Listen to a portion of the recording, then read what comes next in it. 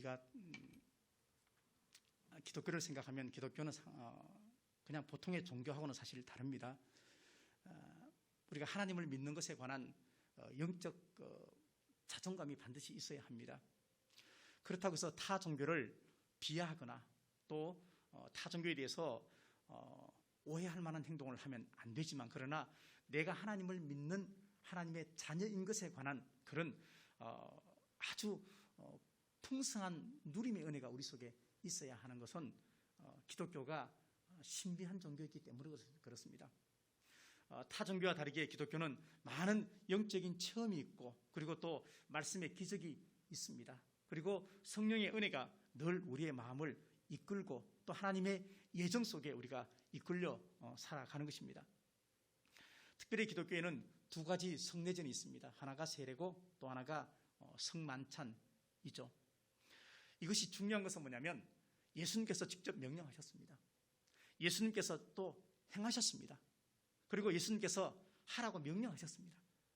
그러면 우리는 예수님을 정말로 믿는다면 이 세례와 성만찬은 주님이 다시 오실 때까지 우리가 이것을 기억하며 전해야 하고, 또 그것을 하는 사람들은 그러한 의미와 목적을 잘 알고 해야 한다 하는 것을 오늘 성경은 우리에게 가르쳐 줍니다.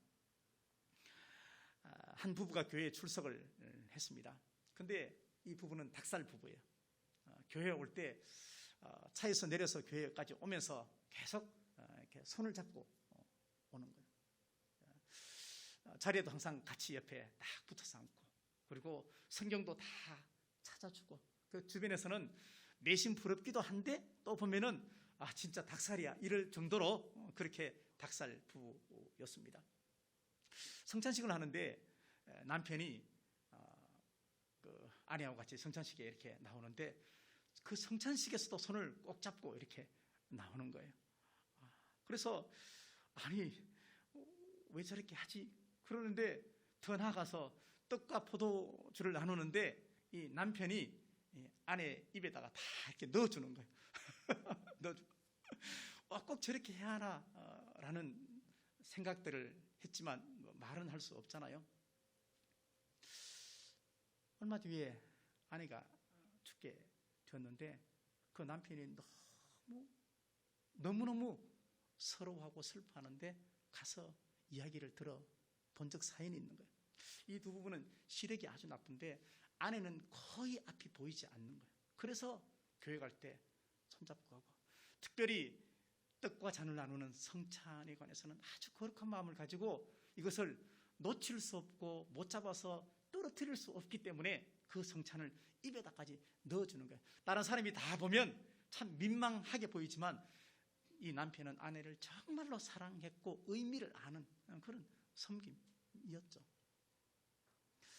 어떤 한 부자가 교회에 등록해서 교회를 다녔습니다. 열심히 참 잘 다니면서 교회 봉사도 하고 겸손하게 헌금 생활도 참 잘하면서 교회를 다녔습니다. 근데 어느 날 교회를 안 나오는 거예요. 그래서 신방을 해본 즉 사연이 있었습니다. 내가 교회를 다니면서 세상에서는 내가 사장이고 내가 대접받는데 교회 가서는 화장실 청소도 하고 봉사도 하고 그리고 헌금도 적지 않이 많이 하고 다 했는데, 아니 주일날 성찬식 하는데 그 꼴랑 떡하고 포도주를 왜 나한테 안 줘? 이렇게 얘기하는 거예요. 저게 얼마만큼 비싼데, 꼴랑 저거 내가 마트에 가면은 얼마든지 사 먹을 수 있는데 자기들끼리 성찬한다고 저렇게 나는 왜 안 줘? 그렇게 해서 교회 더러워서 못 가겠다고 그렇게 얘기하는 거예요. 성찬식의 의미와 성찬식의 본질에 관해서 아주 지적하는 그런 이야기입니다. 성찬식은 배경은 원래 유월절입니다. 유월절에 모세가 10가지 재앙을 했을 때 그 마지막 재앙, 그러니까 아버지의 신분에 상관없이 그리고 가축의 장자까지 생축의 첫 새끼까지 다 죽어야 하는 그 순간에 피할 수 있는 유일한 방법은 어린 양을 잡고 그 피를 좌우 문설주와 임방에 바르고, 그리고 급히 이스트를 넣지 않은 무교빵을 먹고, 그리고 그곳에서 빨리 탈출하도록 하는 그런 구원의 어떤 프로그램 속에 이 유월절이 들어가 있습니다. 그래서 유월절의 첫 번째 의미는 뭐냐면요, 식사의 자리예요. 식사.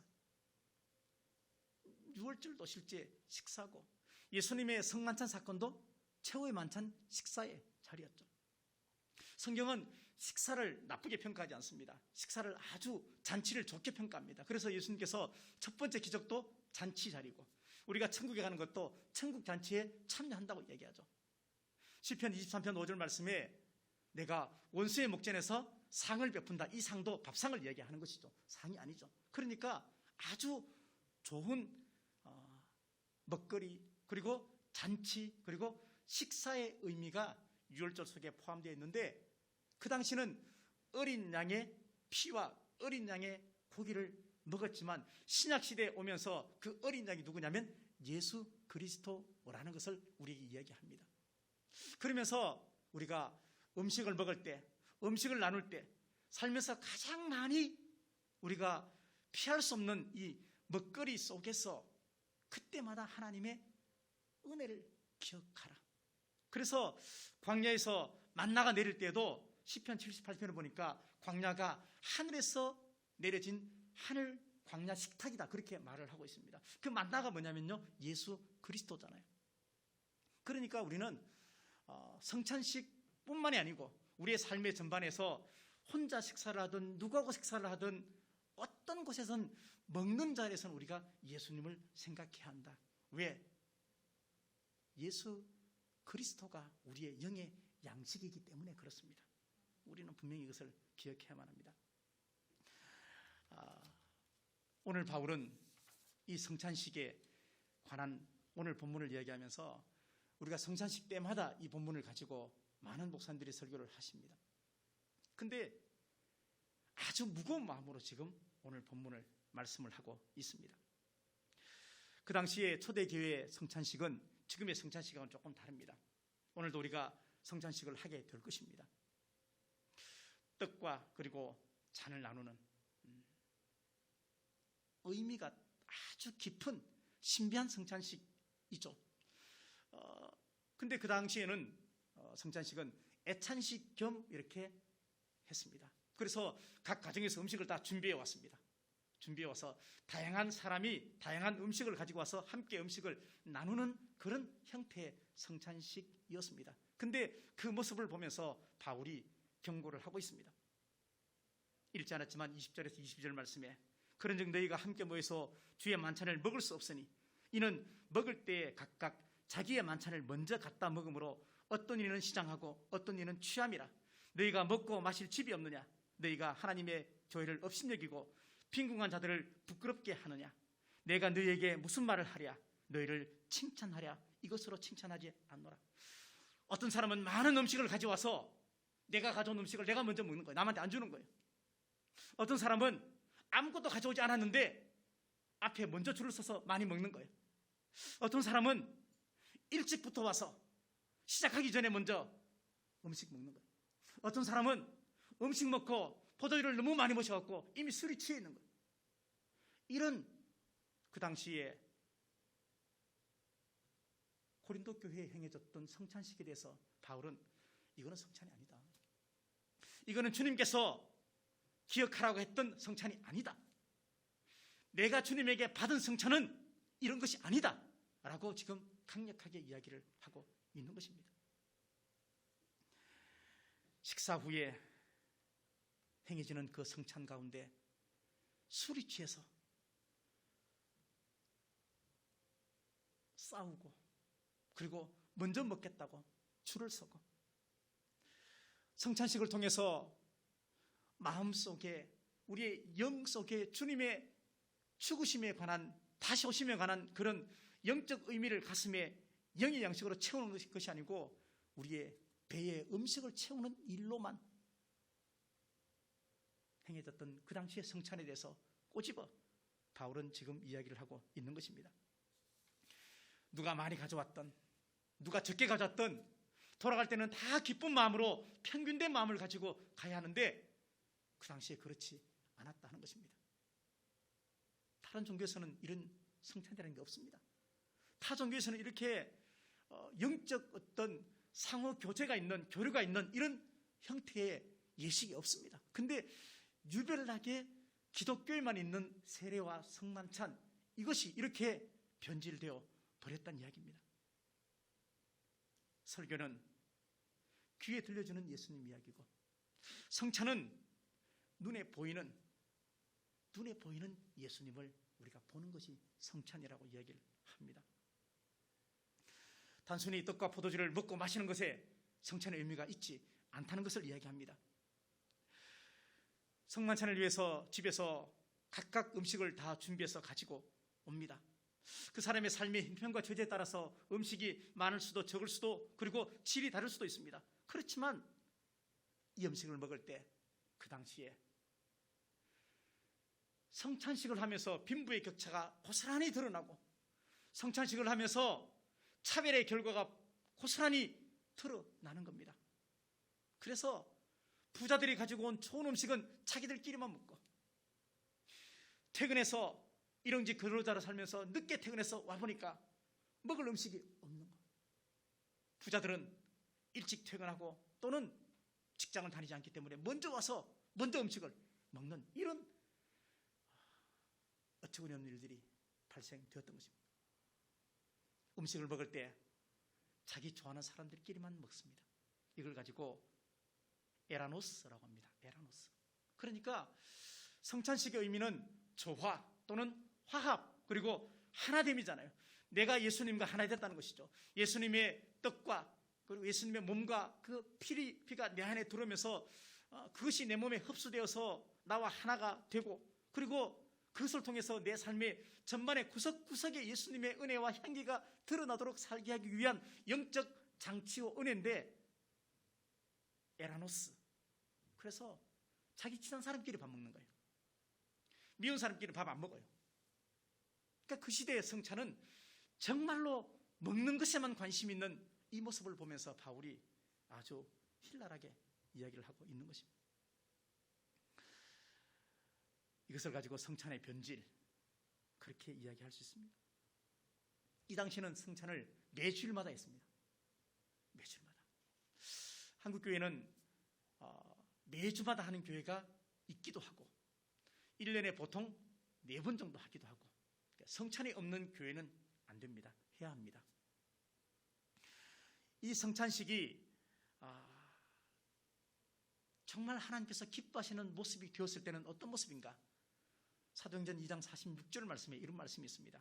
날마다 마음을 같이하여 성전에 모이기를 힘쓰고 집에서 떡을 떼며 기쁨과 순전한 마음으로 음식을 먹고라고 이야기해요. 그러니까 초대교회에서 성찬식은 마음을 같이하여 서로 떡을 떼고 너와 내가 하나다, 이것을 증명하는, 그것이 성찬이었는데, 초대교회에서 20년 지난 고린도 교회에서는 이것이 20년 만에 다 변질되어 버렸어요. 처음의 의미가 다 사라졌어요. 초대교회 교부였던 키프리안이 이렇게 말했습니다.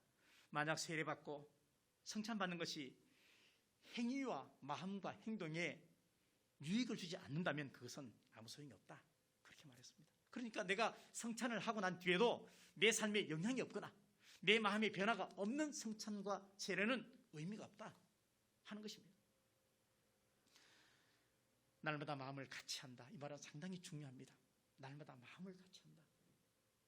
이웃과 마음을 같이 하고 상대방의 마음을 이해해주고 포용하고 주님과 마음이 하나 되어지고, 먼저 성찬을 통해서 그 떡과 그 포도즙이 내 몸에서 녹아지면서 스며들면서 내 안에 그리스도의 사랑으로 푹 젖어들었을 때 그 은혜를 가지고 세상에 나가서 우리가 하나님의 사랑을 변질되지 않게 전하고 용서하고 사는 그 삶, 그것이 정말로 성찬의 의미고, 그것이 예수님께서 내가 다시 올 때까지 이 성찬을 끊임없이 전하라 하는 의미가 바로 여기에 숨어 있는 것입니다.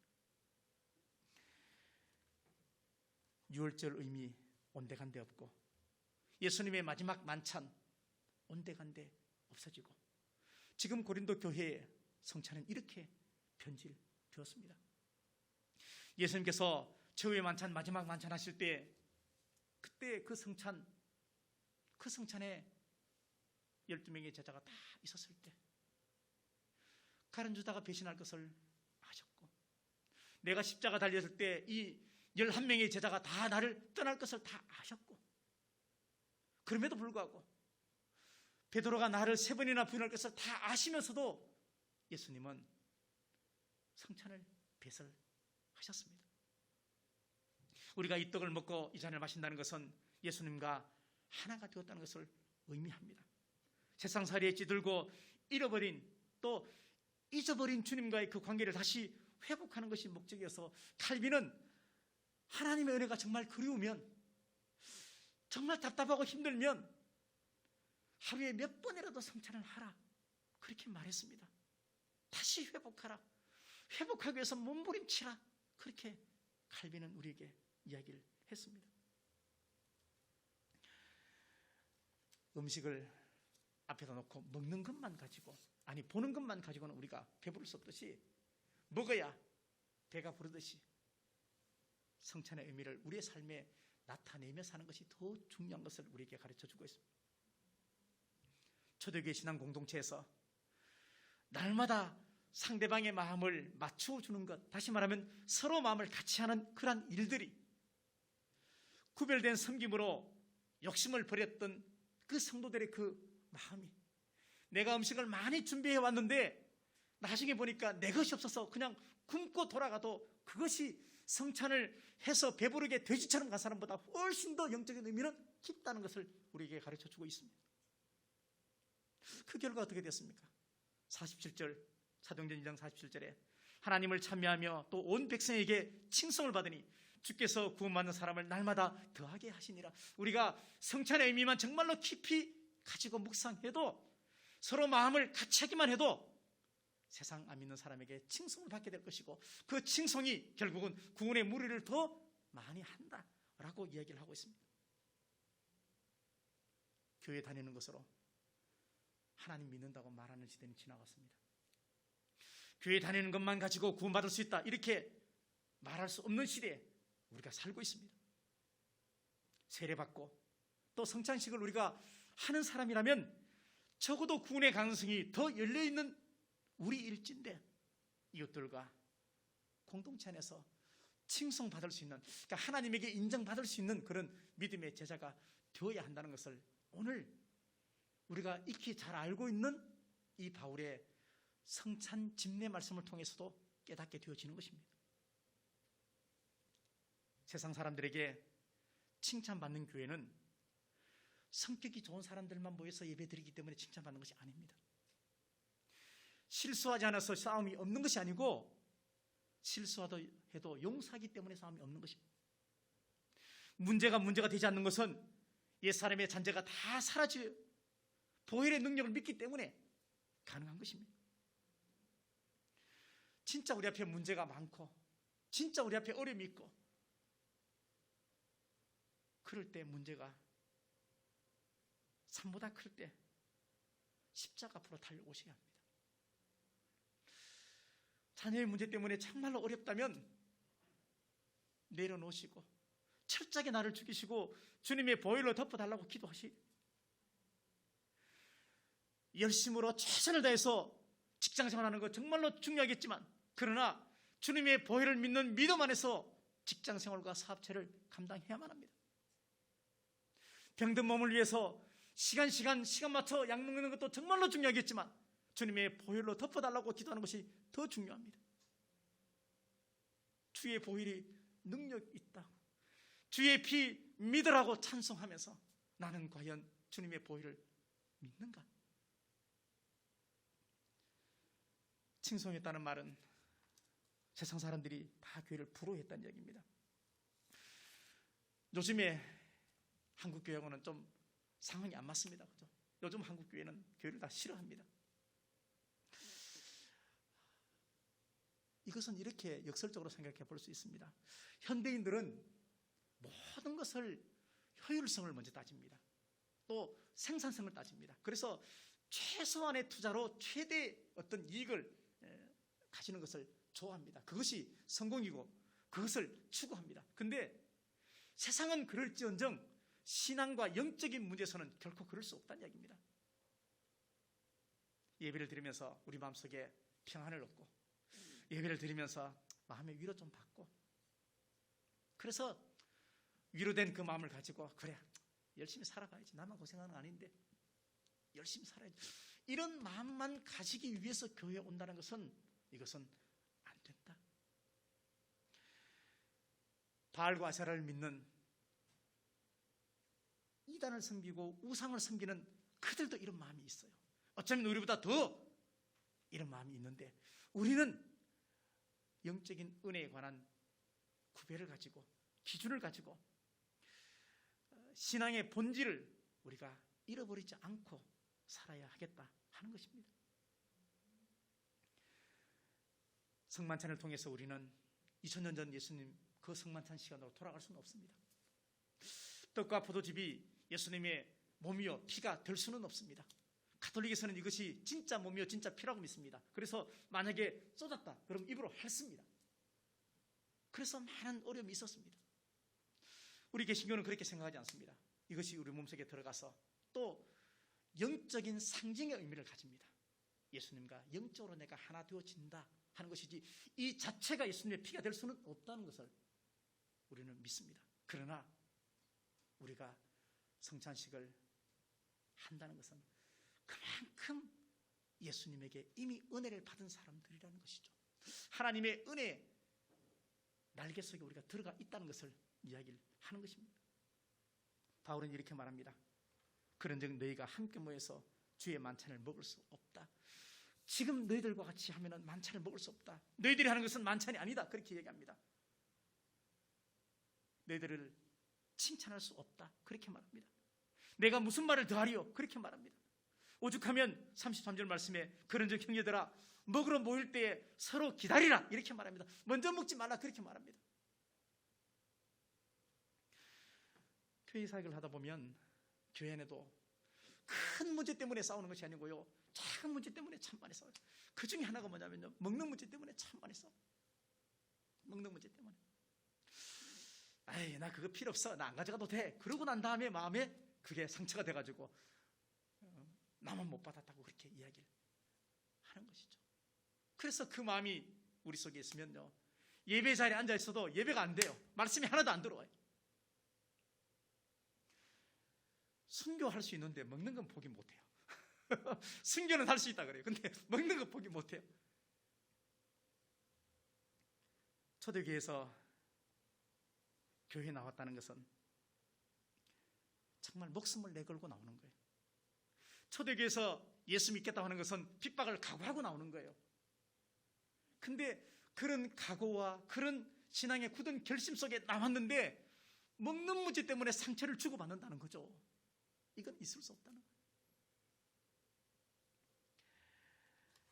주님의 살과 피를 나누면서 그리스도의 몸인 교회가 하나 되지 못하고 분열되고, 분열시키는 것이 하나님 믿는다고 말하는 그 사람들이 분열을 시키고 있다 하는 것을 우리에게 이야기를 하고 있습니다.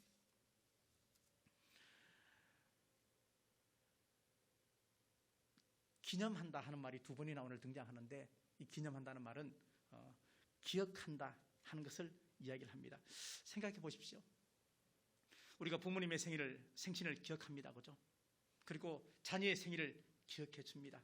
그리고 파티도 열고, 그 다음에 부부의 결혼 기념일, 어떤 특별한 날이 되면 식사를 합니다. 근데 그것이 식사가 목적인가요? 먹는 것이 목적인가요? 아니지 않습니까? 부모님의 생신을 우리가 함께 모여 식사하지만, 도구가 식사이지만 그러나 은혜에 대한 감사이죠. 효도죠. 자녀의 생일 때 축하 파티 해주는 것은 그 자녀가 하나님께서 나에게 주신 선물이라 내가 믿고 고백하는 것이죠. 부부의 결혼 기념일 날, 특별한 날 때 함께 식사하는 것은 그 마음들을 서로가 기억하는 것이죠. 그렇죠.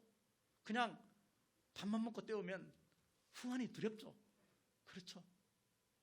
그 본질이 기억하는 것이다 하는 것입니다. 기네스북에서 보니까 세계에서 결혼식을 제일 많이 한 사람이 나왔어요. 결혼식을 제일 많이 한 사람이 몇 번 했을까요?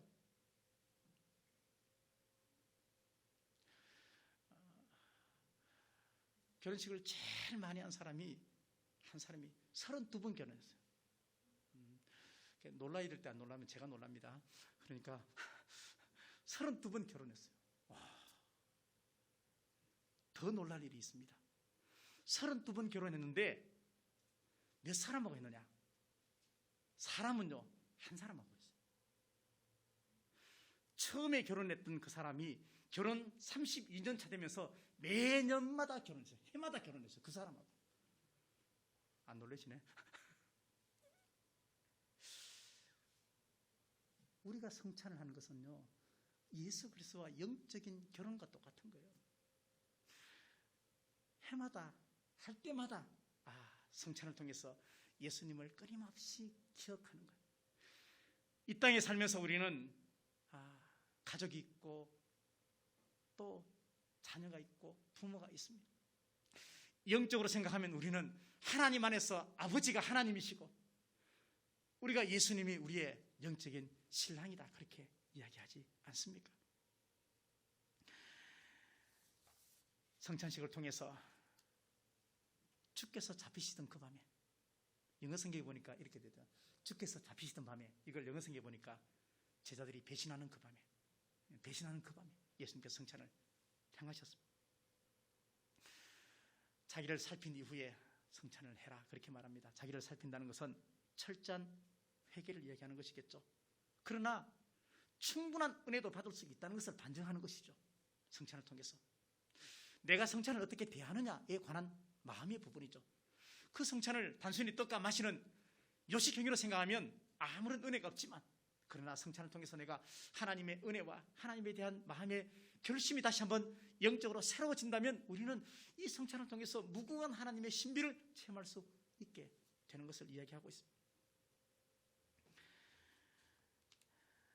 우리가 해야 하는 성찬은 결코 싸구리가 아닙니다. 성찬 시간인데 돈이 얼마 들었느냐, 사운드가 얼마나 풍부하냐, 프로그램이 얼마나 좋으냐, 이게 중요한 것이 아니고 그 속에 있는 의미가 중요한 것이기 때문에 우리는 예수 믿으면서, 우리는 성찬하면서, 우리는 살면서 예수 그리스도의 보혈을 모독하는 죄를 지으면 안 됩니다. 그래서 우리는 항상 잠든 믿음을 깨워야 합니다. 31절 32절 말씀에, 30절 31절 말씀에, 그러므로 너희 중에 약한 자와 병든 자와 잠자는 자도 적지 아니하니 우리가 우리를 살폈으면 판단을 받지 아니하려니와 라고 이야기하고 있습니다. 이것은 뭐냐면 우리 주변에 도와야 될 이웃이 참 많이 있다는 것을 이야기하고 있습니다.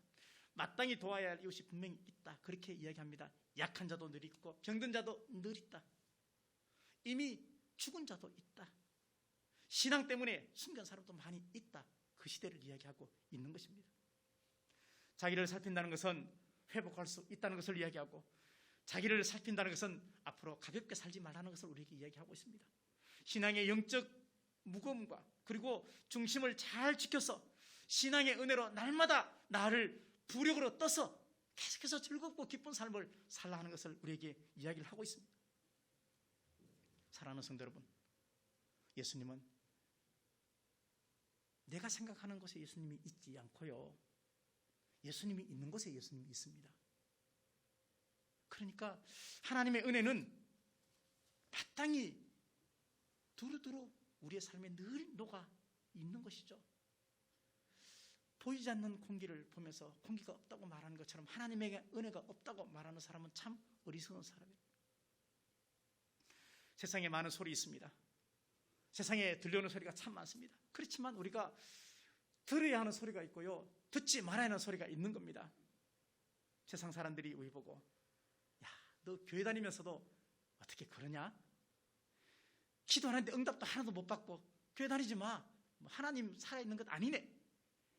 찬송을 왜 이렇게 시끄럽게 하고 기도 왜 그렇게 시끄러워? 진짜 이런 소리는 들을 필요 없어요. 하나도 들을 필요 없었거든요.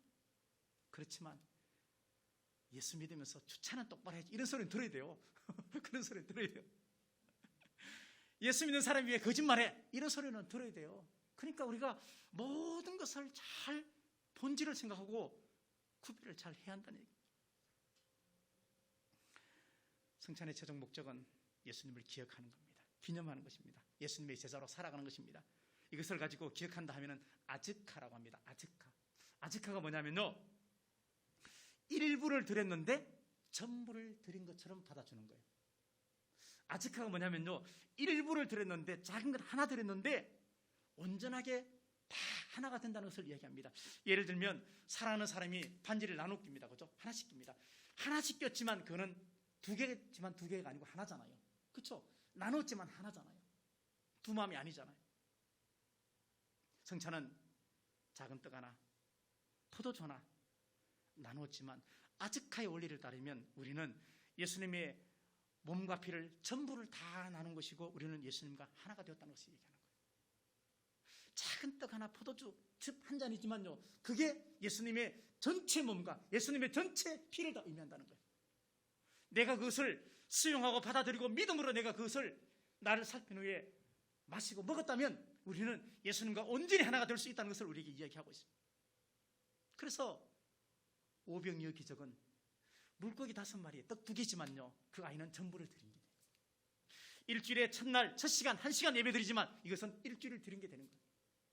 우리가 드리는 11조는 10분의 1만 드리지만 전부를 드린 게 되는 거예요. 이게 아즈카의 원리라는 거예요. 성찬은 다시 돌아오라는 손짓입니다. 성찬을, 이 아즈카를 방해하는 것이 있는데 그게 뭐냐면 인색한 마음이, 인색한 마음은 다시 말하면 인정하지 않는 거예요. 인색한 마음은 내가 동의하지 않는 거예요. 인색한 마음은 내가 받아들이지 않는 거예요. 인색한 마음은 내가 믿지 않는 거예요. 그러니까 성찬을 하면서도 주 예수 그리스도의 은혜와 능력이 그의 몸과 그의 피가 내 안에 온다는 것을 내가 인정하지 않는 거예요. 그러면 성찬의 은혜는 없는 거예요.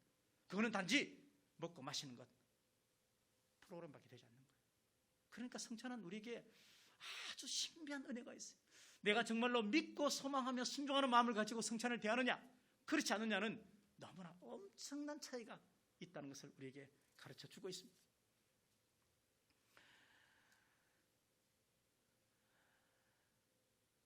옛 언약은 율법은 돌에 새겼습니다. 그렇지만 복음은 우리의 신비의 마음에 새기는 것이죠. 옛 언약은 율법은 행해야 구원받지만, 그러나 믿으면 구원받잖아요. 옛 언약은 유대인만 구원시켰지만 새 언약 예수 그리스도 복음은 믿는 사람 모두가 다 구원받을 수 있습니다. 구원이 다 열려 있다는 것입니다. 그렇습니다. 우리는 성만찬을 통해서 진짜 하나님의 자녀가 되었고, 그리고 가짜가 아니고 정말로 진짜라는 것을 증명하며 살려는 예수님의 사랑의 모습이라는 것입니다. 그래서 우리의 옛자를 다 죽여버리고 십자가의 보혈을 모욕하지 말고 교회가 천국되도록, 가정이 천국되도록, 우리 직장이 천국되도록, 그래서 구원의 좁은 길을 세례와 성만찬을 통해서, 자기 성찬을 통해서 끊임없이 믿음으로 살아가는 그 끝에 우리도 천국에 가면 반드시 성만찬을 하게 될 것인데, 이제는 이 땅에서 보여줬던 그림자 성만찬을 우리가 오늘 하게 될 것인데, 거기에 가면 실로 예수님께서 성만찬의 주인공이 되셔서 그 자리에 있을 텐데, 우리가 그것을 소망하시면서 오늘 성만찬에 감사하는 마음으로 또 구별된 마음으로 함께 임하시는 우리가 되었으면 좋겠습니다.